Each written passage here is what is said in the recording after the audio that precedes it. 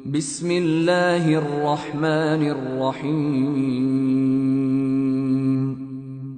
পরম করুণাময় ও অসীম দয়ালু আল্লাহর নামে শুরু।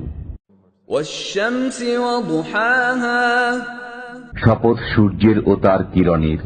ওয়াল কমারি ইযা তালাহা, শপথ চন্দ্রের যখন তা সূর্যের পশ্চাতে আসে। ওয়ান নাহারি ইযা জাল্লাহা, শপথ দিবসের যখন সে সূর্যকে প্রখরভাবে প্রকাশ করে। ওয়াল লাইলি ইযা ইয়াগশাহা, শপথ রাত্রির যখন সে সূর্যকে আচ্ছাদিত করে।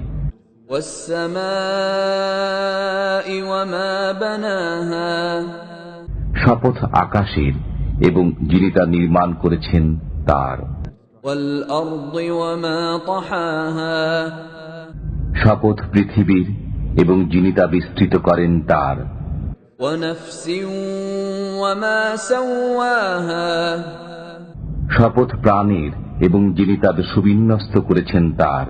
ফাআলহামাহা ফুজুরাহা ওয়া তাকওয়াহা, অতঃপর তাকে তার অসৎ কর্ম ও সৎ কর্মের জ্ঞান দান করেছেন।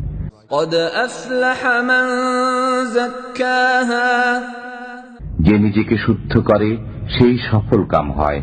ওয়া ক্বাদ খাবা মান দাসসাহা, এবং যে নিজেকে কলুষিত করে সে ব্যর্থ মনোরথ হয়।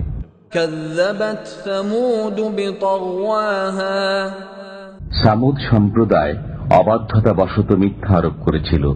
ইয ইনবাআসা আশকাহা, যখন তাদের সর্বাধিক হতভাগ্য ব্যক্তি তৎপর হয়ে উঠেছিল।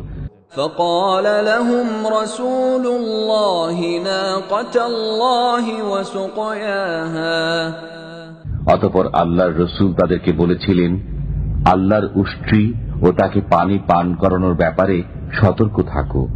فكذبوه فعقروها فدمدم عليهم ربهم بذنبهم فسواها, অতঃপর ওরা তার প্রতি মিথ্যারোপ করেছিল এবং উষ্ট্রির পা কর্তন করেছিল।